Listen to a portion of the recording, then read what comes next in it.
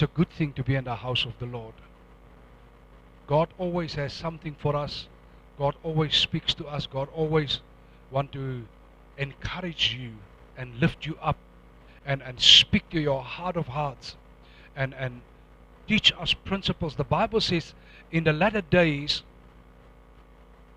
the nations will come and we will say, let us go up to the highest of the mountains, the mountain of the Lord. That is God's house, so that He can teach us His ways. So I believe that when we are coming together in a church service, we need to be taught the ways of the Lord. Amen? So this morning, this year, we are focusing more deeply into living a conquering lifestyle, how to be victorious. And I believe one of the areas that most of us really need some wisdom is in the area of finances. Don't you think we need some more teaching on finances? Yes, I think so. I think it's one of the areas where most people are lacking. People are struggling.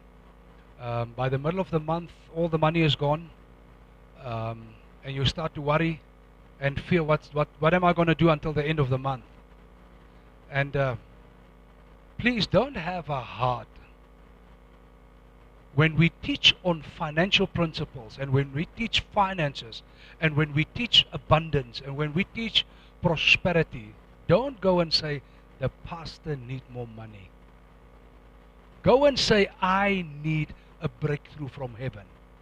Not me, the pastor, you as an individual. The reason people are struggling, in my opinion, financially, is because people are illiterate. They are not educated on finances. I thought somebody's going to say amen. I'm not stepping on your toes. I'm just saying, it's my opinion, that people who are struggling financially have not really understood or have not known the biblical views on finances. And so this morning I'm going to start to lay a foundation, and we're going to take it further over the next few weeks. So I've titled this morning, A Biblical View on Finances. So I want you to start to discover how God sees money. Will that help you? Thank you. Okay.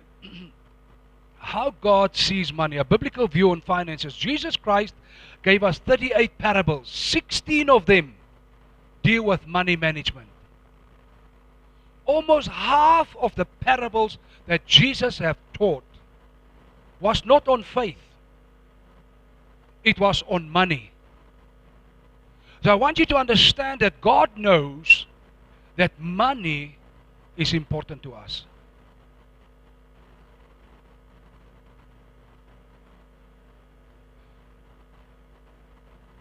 More is said in the New Testament about money than heaven and hell combined. 5 times more is said about money than prayer.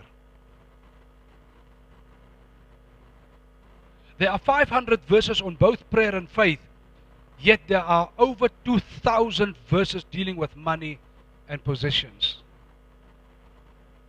God knew that money will be an issue to many of us. It will be a problem. Money will be something that will destroy lives. On the other hand, money would be something that built up families and lives and communities and churches. Money has the ability to do good and to do bad. Money has the ability to bring life or to create death. Because money is neutral. Money is neutral. But money in a certain individual's hands will bring destruction, ruin, and havoc. But money, on the other hand, in somebody else's hand, will bring expansion and growth and community upliftment and good things to mankind. Because money is neutral. You know the money that the prostitute received last night. She brings to the church and offers it to God this morning.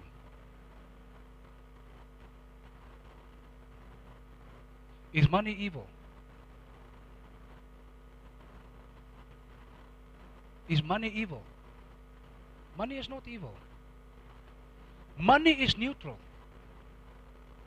The same money that the drug lord bought drugs yesterday and destroyed lives is the money that's in your hand. You draw it from the ATM and you are buying milk for your baby. The same one. Money is neutral. So you must understand there's a reason why God gives us principles and things to understand about money. Because God knows as long as we are alive on earth, money and finances is an integral part of us. Who can live without money here? You see? Who can live with a little bit more? 5 of us. Only 6. And now you start laughing, huh? Yes. Let us look at what the Bible says. Matthew 25 verse 14 to 30. Very, very well known scripture. And most probably you're going to heard it a few times.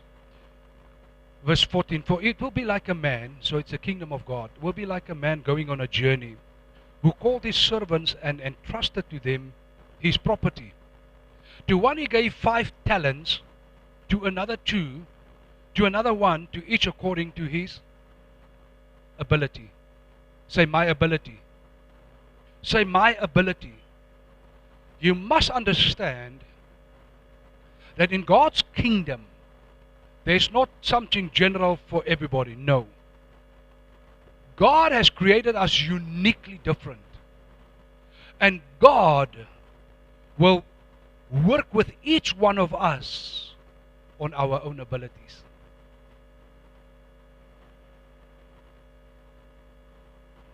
Now, if you know what ability means, you know that you can increase it or decrease it. Hello? Yes. The first day when I bought a computer, I had no ability. I had no ability. But over time, I'd been educated, I'd been trained, and my abilities increased.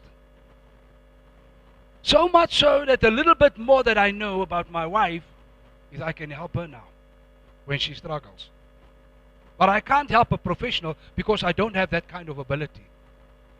But I can help another individual who's struggling a little bit. I can try to help. But I'm not a guru. I will not give myself out as somebody that can help people with computers. But my ability has increased. And that's something that you need to understand right now. Finances. The more ability you have, the more can be given to us.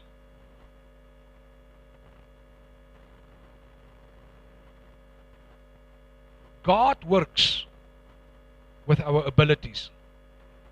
According to his ability, then he went away. Verse 16. He who had received 5 talents went at once and traded with them. He had made 5 talents more. So also he had the 2 talents, made 2 talents more. But he who had received the 1 talent went and dug in the ground and hid his master's money. Now after a long time, the master of those servants came and settled accounts with him. And he who had received the 5 talents came forward, bringing 5 talents more, saying, Master, you delivered to me 5 talents. Here I have made 5 talents more. His master said to him, Well done, good and faithful servant. You have been faithful over a little. I will set you over much. Enter into the joy of your master. And he also had the 2 talents, came forward saying, Master, you delivered to me 2 talents. Here I have made 2 talents more. His master said to him, Well done, good and faithful servant. You have been faithful over a little, I will set you over much. Enter into the joy of your master. He also, who had received the 1 talent, came forward saying, Master, I knew you to be a hard man, reaping where you did not sow, and gathering where you scattered no seed. So I was afraid. So I was afraid. Say, I was afraid. The difference between these people is some were not afraid. They had confidence because they knew. There was a time when they spent much energy to increase their abilities. And one who have not spent time in increasing his own ability is the one who was afraid. I was not sure. I didn't know what to expect. I don't know the market. I don't know what to do with money. I'm not sure, because when money comes to me, tomorrow it's gone. I'm eating it. I don't know how to work with money. So let me rather hide this money. Let me not touch it. Because I know the master is a harsh man. So I was afraid, and I went and hit your talent in the ground. Here you have what is yours. But his master answered him, You wicked and slothful servant. You knew that I reap where I have not sown, and gather where I scattered no seed. Then you ought to have invested my money with the bankers. And at my coming I should have received what was my own with interest. Take the talent from him and give it to the one who has 10 talents. For to everyone who has will more be given, and he will have an abundance. Say abundance. Abundance sounds better than lack.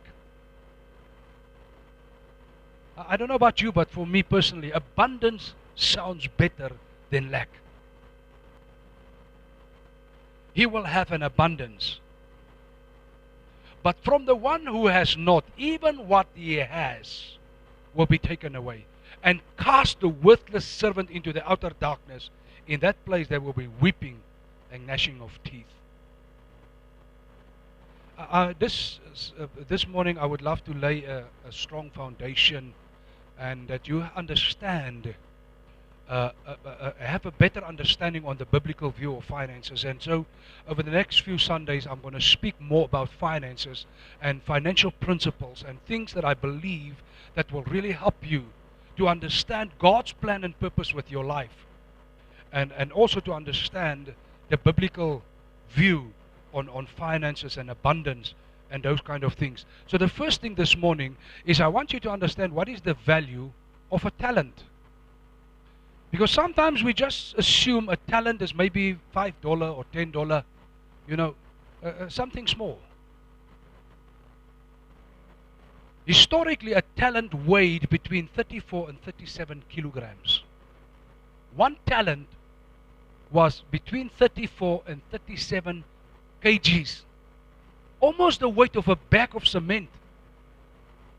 A bag of cement is 50 kgs. So now, if you take it into the gold talent, a 34 kg talent of gold equates to roughly 1,100 troy ounces, with gold prices fluctuating. A single gold talent translates to a value of approximately 4.7 to 4.9 million American dollar. The master gave him 5 of those. So this guy almost had 25 million US dollar to start to trade and do his thing. Now you're thinking, wow, if God can give me only $1 million, if God can give me only 5 million. The master said he gave according to their ability. My dear, trust and believe me. If you cannot even manage a 500 Namibian dollar in a month, how will God ever give you $1 million a month? Be honest with yourself.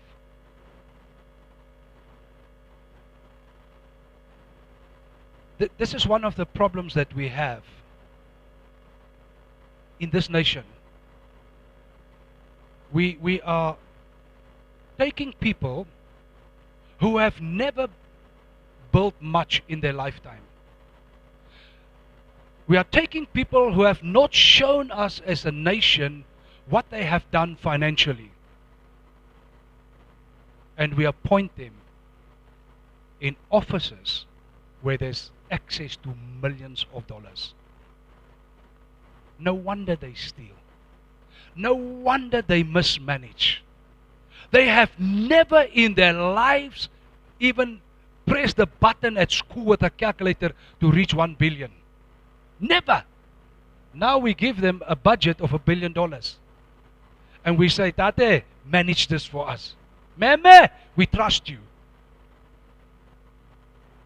But some of them have not even built themselves or their family a concrete house, a stone house. The only thing they have is a kambashu. But we appoint them.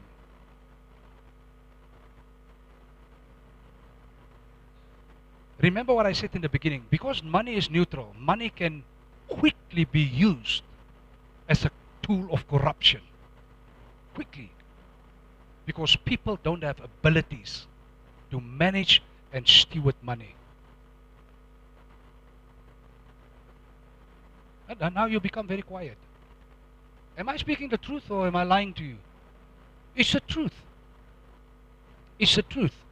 If you look at town councils, if you look at how much money is being poured from people like you and me into the system to have access to water, to have access to electricity, and you see the hundreds of millions and the billions of Namibian dollars that are being poured into the treasuries of these government and parastatal groups, and the weak service they are giving us, and there's forever no money. There's no money for maintenance, there's no money for improvements, there's no money for nothing. So money can quickly, in the same way it can be used to develop and to bring growth, it can be used to disappear. Just like that. Because it can flow like water. Huh? Don't look at me like a funny face. Where's your paycheck you receive end of the month? See, that thing I have little feet past it, walk out of my wallet. It's gone. It flow like water. Unless you know how to manage it. Unless you have the ability to steward it well. Amen? So the first one got about 25 million. The second one got about almost 10 million. And the last one he got almost 5 million. My God, you can trust me with 5 million. I know what I can do with 5 million. Amen? Now, if you look at the silver talent, a talent of silver is worth significantly less, typically translating to roughly 20,000 to 30,000 US, based on historic silver spot prices. So silver is less. But if you look at by labor and wages, in biblical times, a single talent equaled 6,000 denarii, which was generally the equivalent of 15 to 20 years of wages for a common laborer. This is how much money the king, the master, gave them.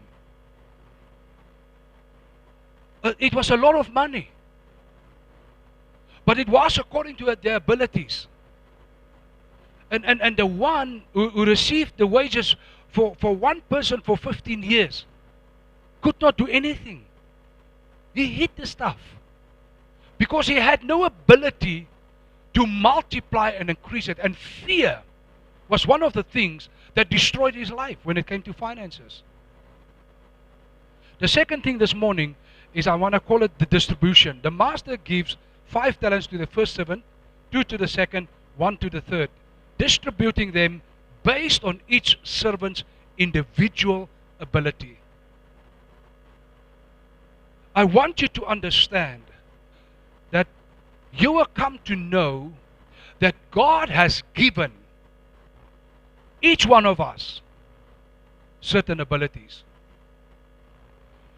And the minute you understand that maybe my financial ability is not what someone else's ability is, but I can be equipped and my life can be transformed to have a greater ability in whatever I can touch.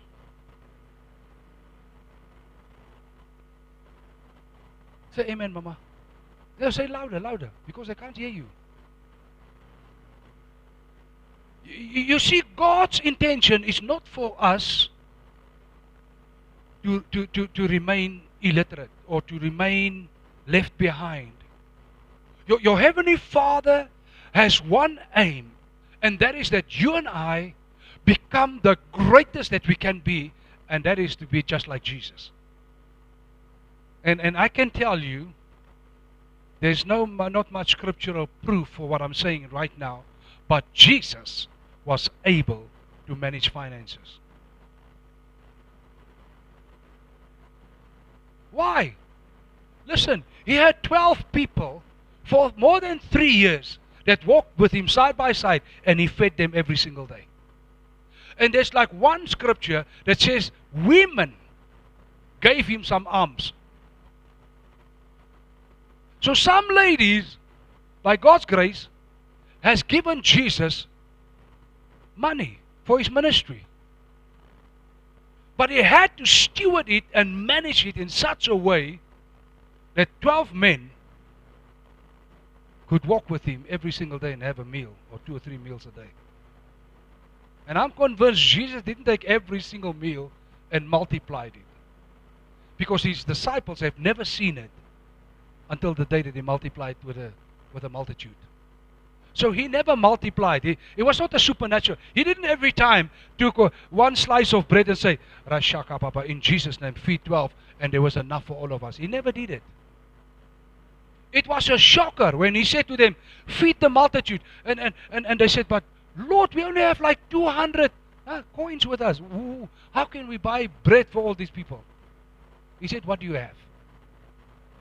So it was not that Jesus made miracles every single day for them to see, oh, I can just multiply my food. Just give me a crumb and I make a loaf for my house. If I can just pick up a crumb, I can make a loaf. Jesus didn't do that. He lived by principles. Amen? You know why? If he didn't live by principles, you and I can say today, God, you are unfair, because Jesus was the Son of God. We become sons of God, but we have we are on the back foot.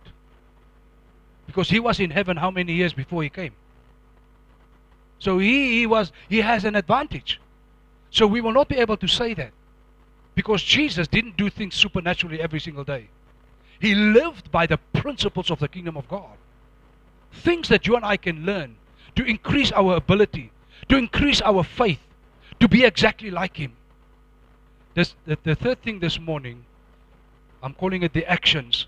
The first 2 servants immediately put the money to work, trading with it and doubling their master's wealth. The third servant, out of fear and a mistrusting view of his master, buries his single talent in the ground and keep it perfectly safe. I'm telling you, your understanding and your view of God is important. You know, in the church where I grew up, the view that they had, it is good and humbling to be poor.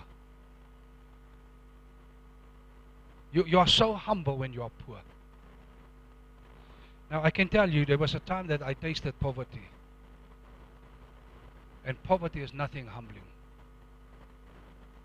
In my personal opinion, poverty is evil. Poverty is depriving people from their potential. Poverty is a tool, I believe, that Satan uses to keep people down and out, to keep communities outside of the place of development and thriving. Poverty is a tool the enemy uses to keep people sick.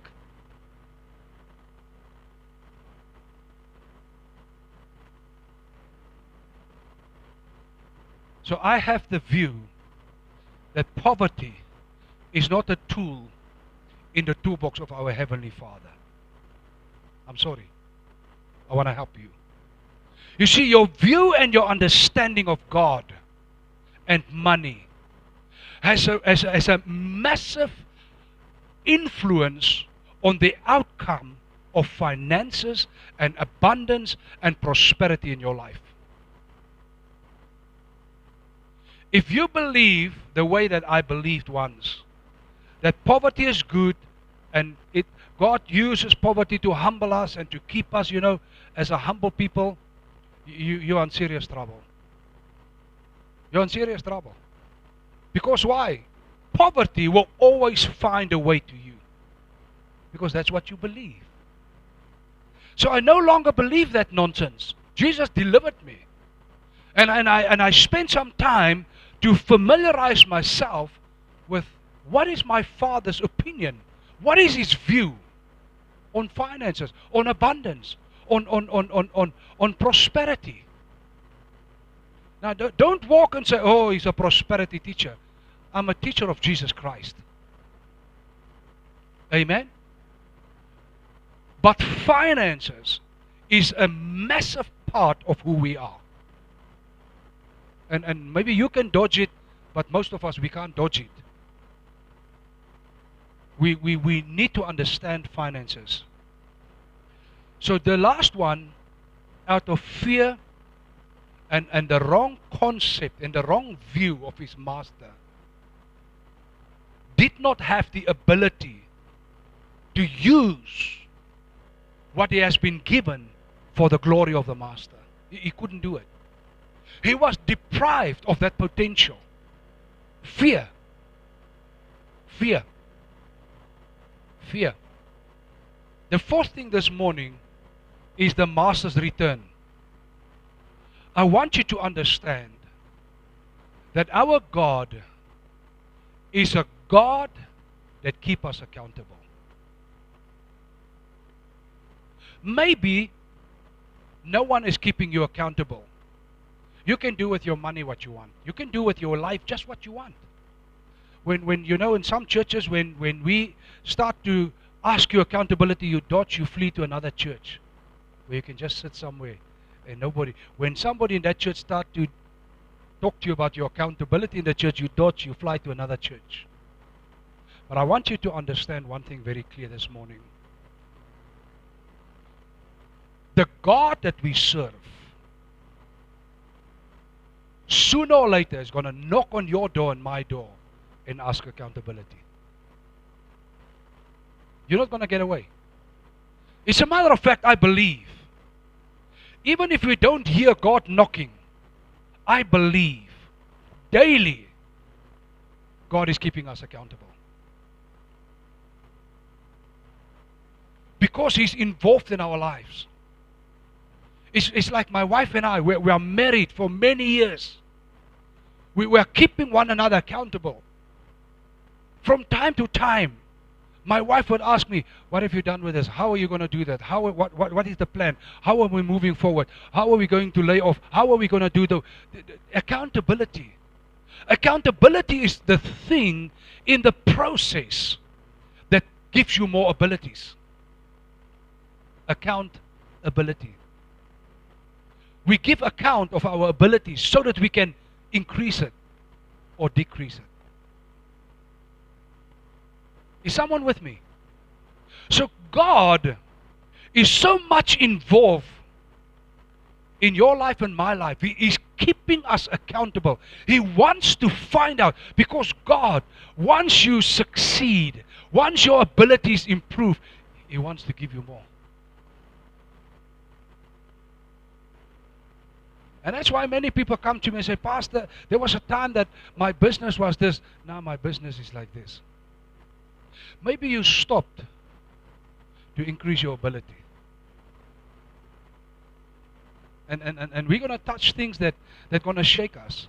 I want you to know that. Let me not run ahead of myself. Upon his return, the master settles accounts. He praises the first two as good and faithful servants and rewards them with greater responsibilities. However, he condemns the third servant as a wicked and lazy for his inaction. And he takes his talent away and he casts him out.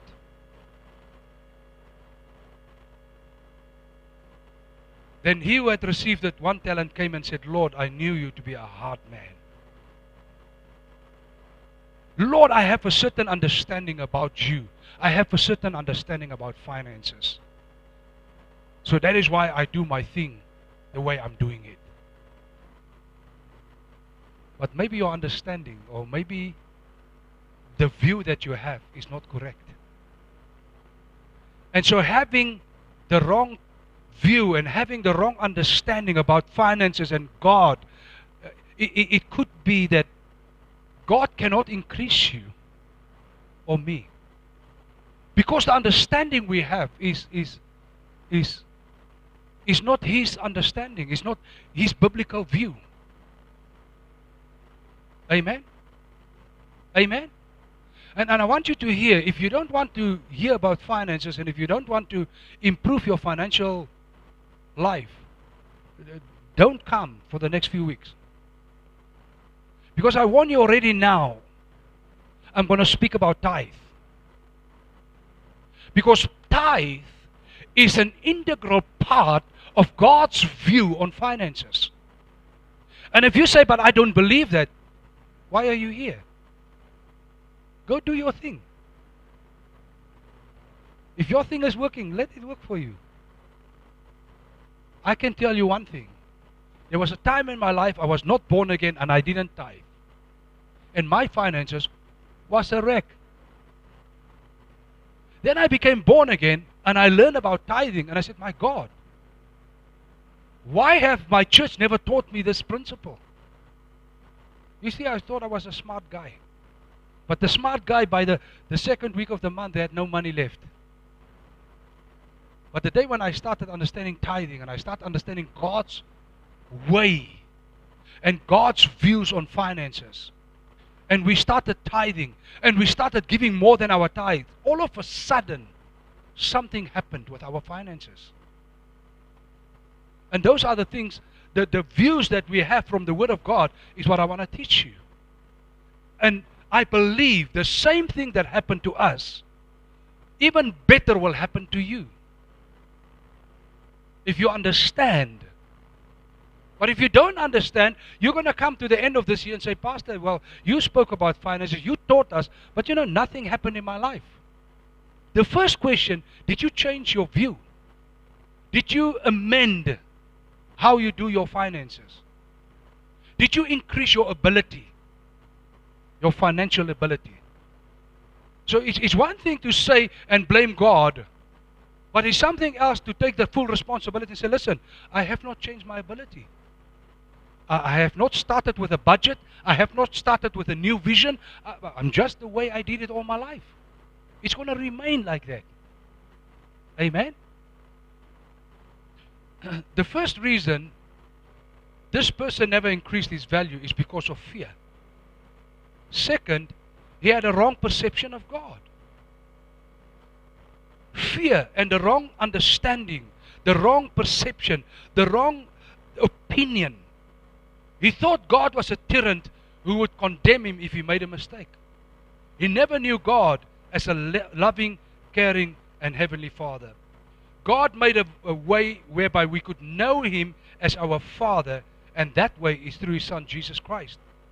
Galatians chapter 3:26. So you are all children of God through faith in Christ Jesus. In other words, understanding that I'm a child of God, I understand that I have access to the same understanding and wisdom Jesus had.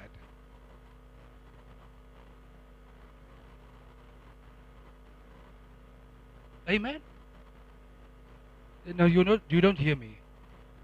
Understanding you're a child of God, you have to understand you have the same access to all the knowledge, all the secrets, everything that worked for Him can work for you and me. Let me explain this to you a little bit differently. My own biological children has access to my wisdom and my wife's wisdom and our understanding of what we call life. The understanding we have on various subjects that can help them. But now their children also have that access. Because that little child is going to sit on my lap. And I'm going to tell him to tithe and how to work with money. So that little lad will be 10 or 15 years old and he will start maybe his own first business already. Because he understands now how money works. Because my grandfather and my father is telling me exactly the same thing. Amen? Now, as children of this house, you also have that access. You just come and ask me. It's free. But maybe someone else will come and say, no, you pay 2,000 to have this knowledge. Because you're not my child. Amen? So it's important to understand that being a child of God, you understand that you have access, free of charge, to whatever Jesus received from His own Father. He said, whatever I received from my Father is what I'm teaching you. Go and do likewise. So it's His plan, it's His purpose that we teach one another about financial things and how to manage it properly and how to steward. The first thing this morning, why are well-meaning Christians broke? It's not you. I'm not talking about you. They are well-meaning Christians. They are broke. They're sincere. They love God. They dance. They fast. They pray. Why are they broke? Hosea 4 verse 6, my people are destroyed for lack of knowledge. Because you have rejected knowledge, I reject you from being a priest to me. And since you have forgotten the law of your God, I also will forget your children. In other words, God is saying, listen, my kingdom operates by principles.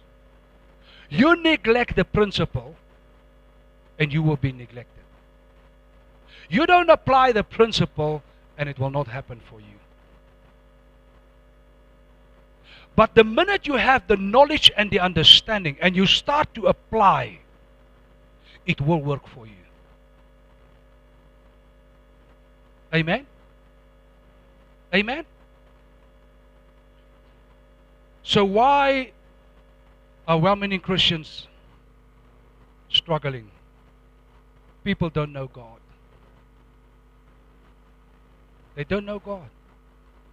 They don't know who He is. They don't know His heart. They don't understand His ways. And that's why they don't do anything. They think by coming to a church and going home, singing songs, clapping hands, and in some churches they don't even do that. They go and they go. But you never come to know God. You never come to learn to understand. And that's my aim for this few weeks. To try to teach us the heart of our Father, the mind of God on finances. So once we understand the heart and the mind of God on finances, and I learn a certain few principles, I can apply them. Because now I know, I understand. This is who my Father is. This is how finances are working in the kingdom of God. And once I understand it and I start to do it by faith, I promise you it's going to work for you. But on the other hand, you might not fully understand it, and you might try to apply certain things, and the success might not be as great as you were hoping it to be. And that is why many Christians fall short. Because they don't understand fully. They don't have a full-blown faith in what they do. It's half-heartedly, haphazardly. I'm not sure, but I see the other people are dancing like this, so I'm following the dance steps. But you have no understanding why they do it. So they find a greater joy in what they do because they have an understanding why they do it. And so you and I were just going through the motions and we don't understand. So the joy and the excitement is not so much in our hearts. Can you hear what I'm saying? Jesus said, they that understand and do it. Another thing is people don't know God's plans and purposes for them. You see, whatever God does in your individual life and my individual life has a purpose. There is a plan. And I've spoken about this a lot of times. Many people and many well-meaning Christians, sincere believers, are following the dream of the world, the purpose of the world for them. And they miss out on what God has designed for them. They miss out on the blessing. They miss out on the joy. They are miserable. They hate every moment of their lives because they are running someone else's race. So we have to figure out what is God's plan and purpose with you and with me individually. What is God's purpose with this church? Why is there a revival center in the city? Why are we, all of us and myself, not worshiping in another church? God has a plan and a purpose with this church. That's why we are here. God has a plan and purpose with that church. That's why they are there. If God wanted you to be part of that plan and purpose, you would have been there. But now He opted for you to be here.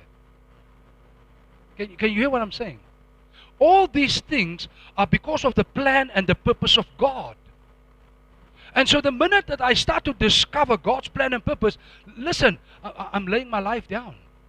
I'm laying my things down because I understand what God wants me to do. Amen?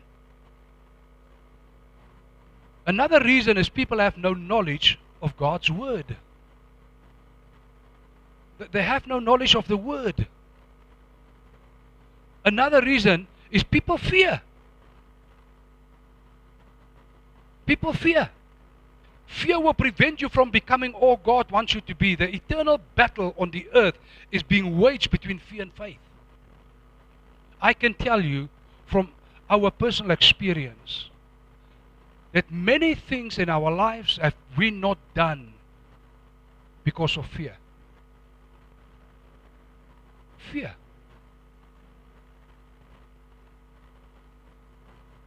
I will never forget, there was a property coming our way, and I felt that God wanted us to buy the thing. And we were discussing it. And the payment was so high. And honestly, it was fear, not faith. And so we said, but we can't really afford this. And so instead of having faith and relying on God, we allowed fear. And then we said, maybe we should not buy this property. And we didn't. And now when we look back, we are angry. We say, why did we allow fear to control us? We were supposed to buy that property. And today that property would have been increased in value 3, 4, 5 times. Because we could have bought it for a very cheap price. Fear. How many of us are sitting in this house? Fear is controlling your heart. Not faith.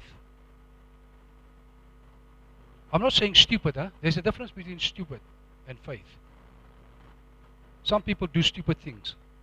And then they said, I had faith. But everybody knew you are stupid. Okay?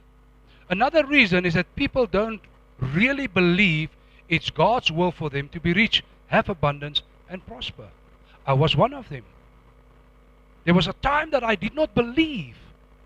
It was my Father's desire and plan for me to have abundance and to prosper. I believed that it was humbling for us to be poor. I believed it. So I believed the lie. And the lie controlled my outcome. What do you believe? Rich is not necessarily an amount.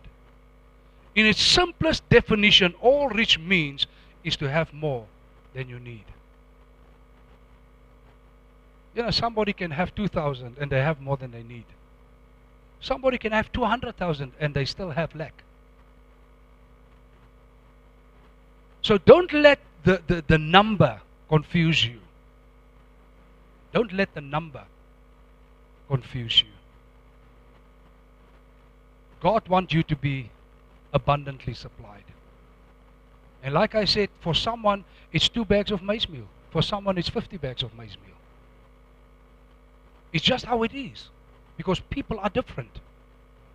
In as much as we are uniquely different, it's God's diversity on us. And that's how the kingdom of God is being established, by means of diversity and uniqueness.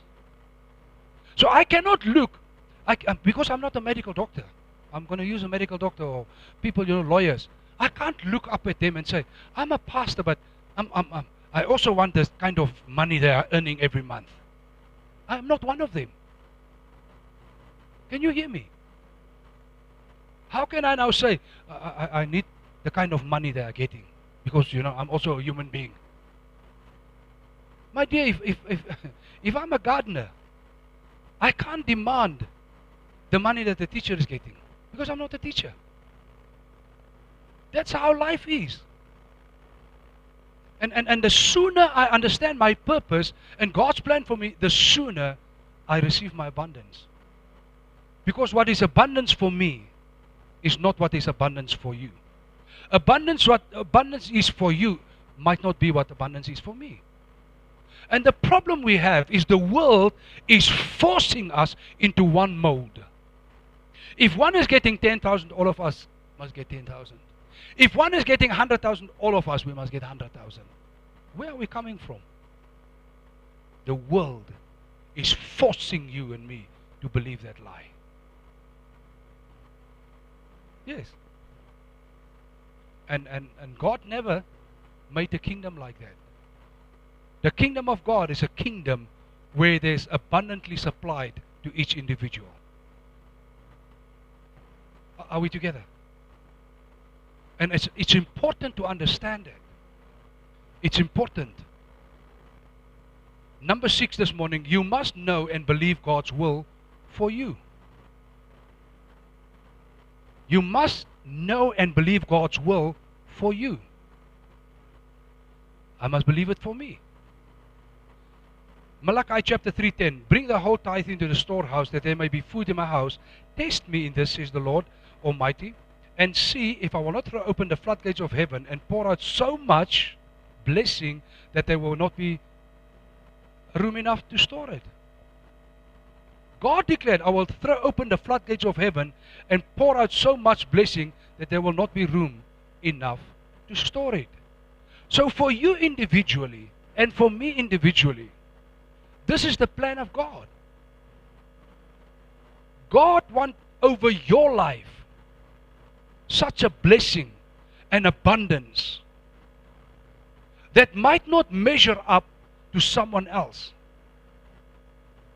But for you individually, and for the other person individually, and for me individually, this is exactly what God wants to do. Do you really believe that? You see, by believing, when I believe, the Bible says without faith, faith without works is dead.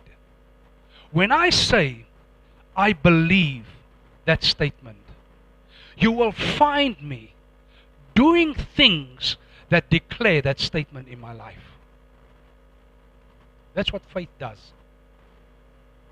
So I cannot walk around and say, Rabba Shabba, the floodgates of heaven is open. Ha, ha, Baba. Oh God, I have so much. Ah, I have prosperity. And you do nothing.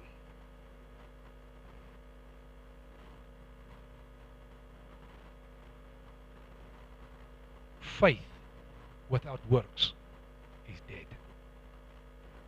He didn't say faith without proclamations is dead. He said faith without works is dead. In other words, my proclamation will only have an effect if my proclamation can transform me to start to act on what I'm speaking. I hope you start to see the difference. Because if that is not true, I can continue to blame God. Because I declared, I have prosperity. I am blessed beyond. I have no room to contain things, but I'm still poor. Now I can blame God because I'm declaring what He's declaring, but I'm still poor. But you see, the Bible doesn't say if you only declare. The Bible says when you speak, you act. So whatever I'm having, while I'm declaring the Word of God, I have in my 50 kg, there's that much maize meal left for the whole month. And while I'm declaring, I remember there's someone hungry. I take that little bit of maize meal to go bless that people. Then God can start to add.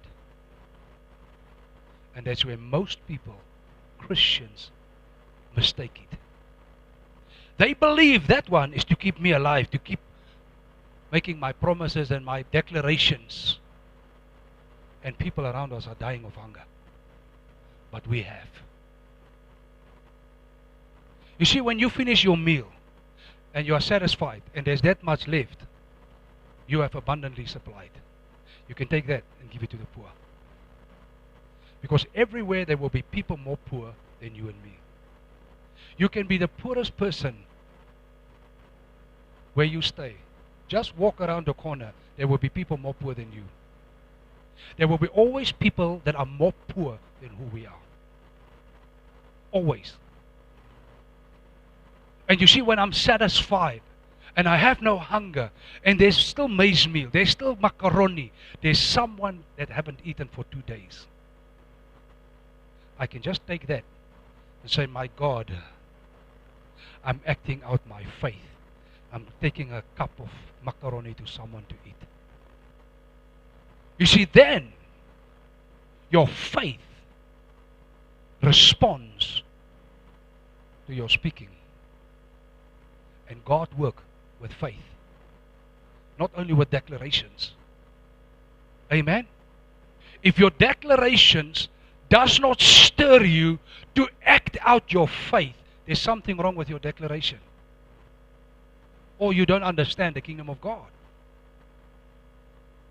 God wants you to be prosperous, to be rich and abundantly supplied. And don't put a figure. Don't have it in your mind, if I'm only having 1 million in the bank. You don't know how little 1 million is. Do you know that most teachers that have bought themselves a house and improved the house a little bit are millionaires already? Because the house is worth 1.2 million. But I don't feel like a millionaire. Because there's something wrong with you. You think if you have 1 million and 10 million in the bank, you're a millionaire. You're already beyond a millionaire because you don't understand how it works. If you want to be a millionaire, sell your house. Pay off the house and sell it. You have 1.2, 1.5 million. But why would you sell your house? Just to have the money. I think you are foolish. Because the money is having a little feet, they are walking. They are flowing. But the house is not walking anyway. If you keep painting that house, if you keep taking care of the house, the value will keep increasing. That's why property is so important. So important. Amen? 2 Corinthians 9:8. And God is able to bless you abundantly. God is able to what? To bless you how? Abundantly. So that in all things, say in all things. And at all times, say all times. Not until the middle of the month. At all times. God wants to bless you abundantly so that in all things, at all times, having all that you need, you will what? Abound in every good work. Abound. One day I watched a small video about a homeless person was sitting on the sidewalk begging for food from people, begging for money. But the person was down and out. And so the team who have set up the thing wanted to show the world the difference between people. So somebody of the team making the video walked past the homeless person and gave the person Kentucky Fried Chicken to eat. And the person was so grateful. And he opened the bag and he started. You can see the person is very hungry. Then one of the team members, dressed in like old clothes, came and sat right next to the guy. Like he's also homeless. And he asked him, is there not something for me?